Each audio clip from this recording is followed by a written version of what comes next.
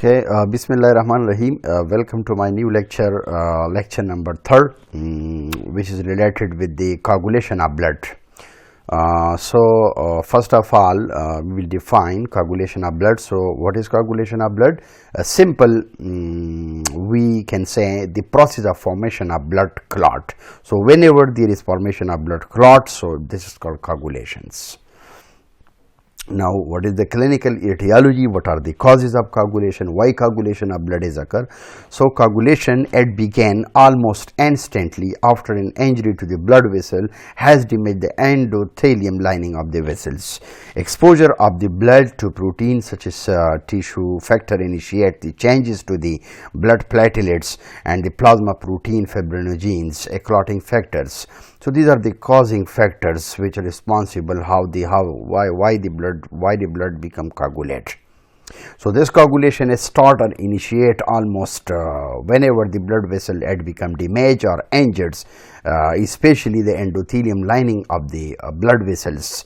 It may be at the level of you can say it may be at the level of lungs, hearts, and many organs they are involved. Whenever there is exposure of the blood to proteins such as tissue factor initiate the changes to blood platelets and plasma protein fibrinogens, clotting factors. Now, coagulation of blood, this is 3-step mechanism. So, hemostasis involve 3 major process. Hemostasis, or you can say coagulation of blood. So, and first step there occurred a narrowing of the blood vessels. It means that vasoconstriction is occur. The blood vessels it become narrow. The blood vessels it become narrow, or the blood vessel it become congested. So, when the blood vessel become congested, so after that the activity of the cell like the blood particle that help in the blood clotting platelets, as we know that. So, platelets it help in blood clottings, while the activity of the and third step the activity of proteins found in the blood that work with the platelets to help the blood clot, that is called clotting factor. After that we will discuss about the stages of the blood coagulation, that how the blood what are the stages of blood coagulation occur. So, there are 3-step mechanisms which I have already discussed, but I am going in detail now. So, the first one is vascular spasm occur. So, what is vascular spasm? So, vascular spasm, this is the condition in which the you can say the blood vessels, so it become contraction of the blood vessels occurs. So, like this that narrowing of the blood vessels occur in hemostasis, while in second step there will be occur the formation of the platelet flux. So, platelet flux is formed. How platelet flux is formed? So, it means that whenever the blood vessels it become damaged, so after that the large number of platelets they become active, and they you can say they can stick on that inflammatory area where the infection is occur. And third step the coagulation blood clotting is occurs. In case of failures of any of these steps will result in hemorrhage, excess bleeding. So, for example, if one step is fail out of 3 steps, if one step is failed here, so in case of failures of any of these steps, so the result will be there will be excessive loss of blood, there will be bleeding, so blood will be lost. As we know that the role of vitamin, so especially in vitamin K it play very important role in the blood clot, preventing the excessive bleeding.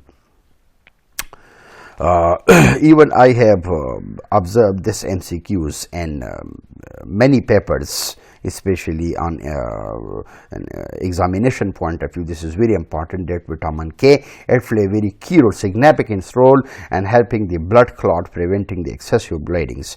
Unlike many other vitamins like vitamin K, it is not typically used as a dietary supplement, but vitamin K is actually a group of compound which is the most important of these compounds appear to be vitamin K1 and vitamin K2. Now, through which mechanism, how hemostasis occurs, through which mechanisms, what are the stages, what is the fundamental mechanisms, how this process is occur. So, initially and first step let's see here, this is the injuries. This is this is the blood vessels, and this blood vessel it become injured or damage.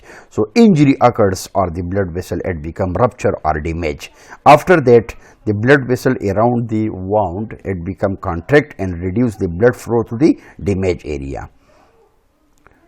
While look at here, when the blood vessels become contract, so after contractions you can say when the blood vessel contracts, so as a result of the platelets become activated and stick to the injured site. So as we know that whenever these platelets become activated, so it can directly stick to the injured site. After that, the platelet flag is formed. How the platelet flag is formed? How the platelet flag is formed? So platelets it becomes sticky in nature and form a clump together to form a platelet flag. So it means when there are multiple number of platelets, they become sticky and clump together to form platelet flag. The platelets and the damaged tissue it release some clotting factor which is called factor 8. It should be written in Roman digits. After that, after the formation of platelet flag, fibrin clot is formed. Fibrin clot is how fibrin clot is formed? The blood clotting mechanism to form fibrin, which act like a mesh network to stop the bleeding.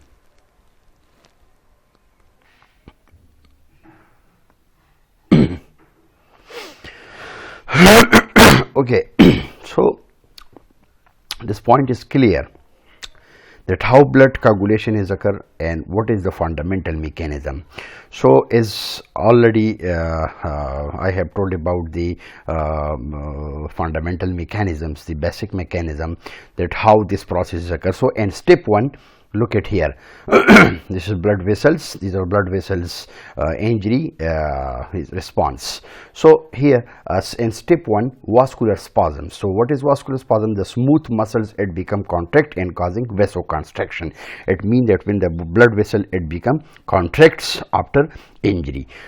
While in step 2, the platelet plug formation is formed. How platelet plug is formed? So injury occur to the lining of the blood vessels and which is exposed to collagen fibers, and platelets had become adhere. So many numbers of the platelets they become activated, especially during inflammation. Whenever any blood vessel so it become damaged. So after damaging the blood vessels, so the platelets had become activated and it can stick to that infected and that injured area.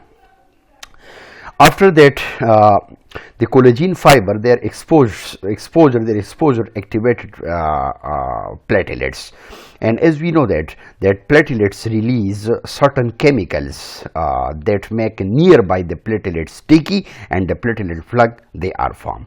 Now look at here, this is platelet plug, it is formed here. These are collagen fibers as it is shown in the figure.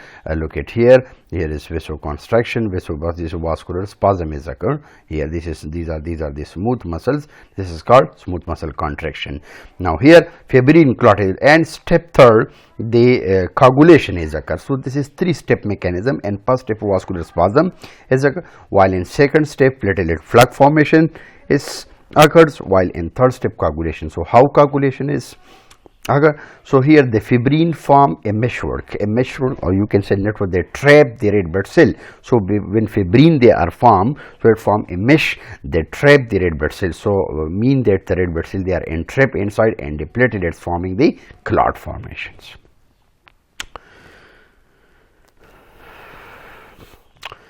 Now come to our clotting time and bleeding time. So what is the difference between clotting time and bleeding time? Clotting time can be defined as it is the time which is required for a sample of blood to coagulate in vitro under standard conditions. So in vitro mean outside the body, in vivo mean inside the body. So there are various methods which are used for the determination of clotting time, the most common being the capillary tube method, but it will be performed in laboratory experimentally. Here in this case we can say that the clotting time actually it is the time which is required for a sample of blood to coagulate in vitro under standard condition. Mostly It is affected by the calcium ion levels in many diseases. What is the normal clotting times? The average clotting times, the normal value of the clotting time is 2 to 8 minutes. It means that your bloods, this is the time, this 2 to 8 minutes, it means that this is the time which is required for the sample of blood to coagulate outside the body under normal conditions.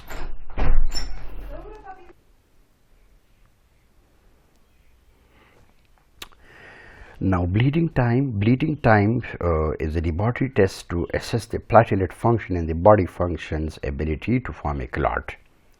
Now how we can differentiate? So the test involve making a punctures or wound in a superficial area of the skin and monitoring the time needed for bleeding to stop.